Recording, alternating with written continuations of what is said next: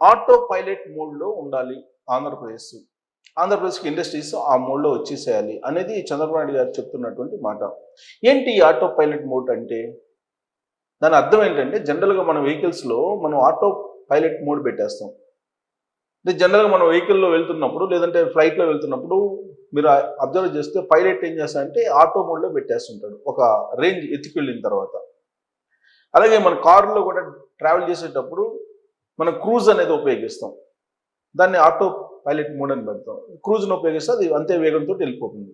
అంటే ఆటోమేటిక్గా స్పీడ్లో వెళ్ళిపోవాలి, ఎక్కడ స్లో కాకూడదు, స్పీడ్గా వెళ్ళిపోవాలి, ఒకే రేంజ్లో వెళ్ళిపోవాలి అనేటువంటి పదాన్ని ఆటో పైలట్ మోడ్ అని అంటారు. ఈ ఆటో పైలట్ మోడ్లో ఇండస్ట్రీస్ వచ్చేసేయాలి ఆంధ్రప్రదేశ్కి అని చెప్తున్నారు. ఆ విధంగా వచ్చేలాగా మొత్తం ఆటో పైలట్ మోడ్లో వచ్చేలాగా రూట్ మ్యాప్ని తయారు చేశామని చంద్రబాబు గారు చెప్తూ రాబోయేటువంటి రోజుల్లో హైదరాబాద్ ప్లస్ అమరావతి అని అంటున్నారు. సహజంగా ఈ మధ్యకాలంలో ఆయన ఉపయోగిస్తున్నటువంటి పదం హైదరాబాద్ ప్లస్ అమరావతి అంటున్నారు. అంటే హైదరాబాద్ను మించినటువంటి నగరంగా అమరావతి భవిష్యత్తులో మనం చూడబోతున్నాము అనేటువంటి విషయాన్ని ఆయన పదే పదే గుర్తు చేస్తున్నారు. ఉదాహరణకు బుధవారం రోజున అక్కడ కిమ్స్ ఆసుపత్రిని ప్రారంభించారు, శంకుస్థాపన చేశారు కిమ్స్ ఆసుపత్రి.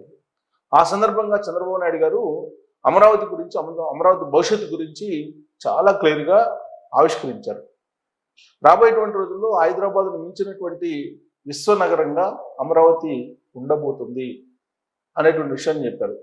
ఎలా ఉండబోతుంది అని అంటే ఇండస్ట్రియలిస్టులు వస్తారు, ఆటో పైలట్ మోడ్లో వస్తున్నారు. 23 నెలల్లో 24 లక్షల కోట్ల రూపాయల పెట్టుబడిని రాబట్టగలిగాము.